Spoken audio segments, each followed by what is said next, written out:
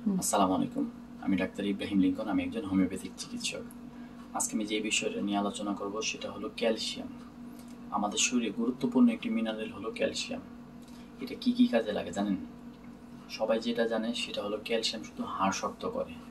কিন্তু জানেন কি ক্যালসিয়াম আমাদের শরীরে আরও কি কি গুরুত্বপূর্ণ কাজ করে সেই সম্পর্কে আজকে আমি আপনাদের বিস্তারিত জানাবো। প্রথমত হলো ক্যালসিয়াম হাড়, দাঁত এবং মাতৃদুধের উপর খুব গুরুত্বপূর্ণ একটা ভূমিকা রাখে। ক্যালসিয়ামের ঘাটতি হলে হাড় এবং দাঁত ভেঙে যায়।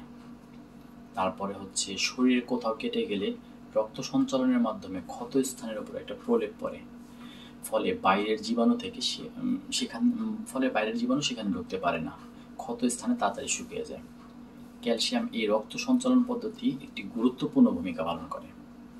তারপরে হচ্ছে আমাদের শরীরে যে ঐচ্ছিক পেশিগুলো আছে, যেটার কারণে হাঁটাচলা করতে পারি, লিখতে পারি, খেতে পারি, ওই ঐচ্ছিক পেশিগুলো সংকোচন প্রক্রিয়ার জন্য ক্যালসিয়াম কাজে লাগে। তারপরে হচ্ছে গিয়া হৃৎপিণ্ডের পেশি সংকোচনের জন্য ক্যালসিয়াম দরকার। এমনকি এই যে হার্ট কখনো ক্লান্ত হয় না, অক্লান্তভাবে সে জন্ম থেকে মৃত্যু পর্যন্ত কাজ করে যাচ্ছে, সেখানে ক্যালসিয়ামের ভূমিকা অনেক গুরুত্বপূর্ণ।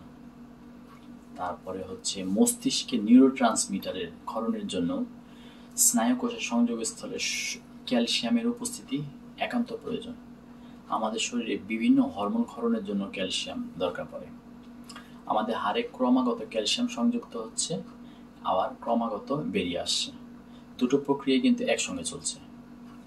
তাই খাদ্য তালিকাতে এর ঘাটতি সরাসরি হাড়ের উপর পড়ে। ক্যালসিয়াম কিসে পাওয়া যায়? সবচেয়ে বেশি ক্যালসিয়াম পাওয়া যায় হচ্ছে দুধে, তারপরে হচ্ছে মাছ, ডিম, মাংস, শাকসবজি, ডাল, বাদাম, আটা, এসবে ভালো ক্যালসিয়াম থাকে। বয়স্কদের এর জন্য সর ছাড়া দুধ খাওয়ানোর প্রয়োজন। যে কোনো বয়সকালে ক্যালসিয়ামের ঘাটতির কারণে হাড় ভেঙে যেতে পারে।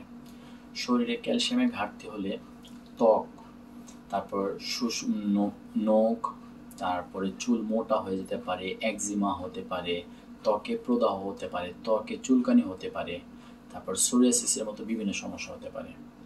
নখ ভেঙে যাওয়া শরীরে ক্যালসিয়ামের ঘাটতির বড় একটা লক্ষণ। শরীরে ক্যালসিয়ামের ঘাটতি হলে পেশিতে ব্যথা, ক্র্যাম্প, খিঁচুনি, হাঁটাহাঁটি করার সময় হাঁটুতে ব্যথা হতে পারে। তাই আমরা সকলে ক্যালসিয়ামযুক্ত খাবারগুলো খাবো, নিয়মকানুন মেনে চলবো। আশা করি আপনারা সকলে ভালো থাকবেন, সুস্থ থাকবেন। ধন্যবাদ।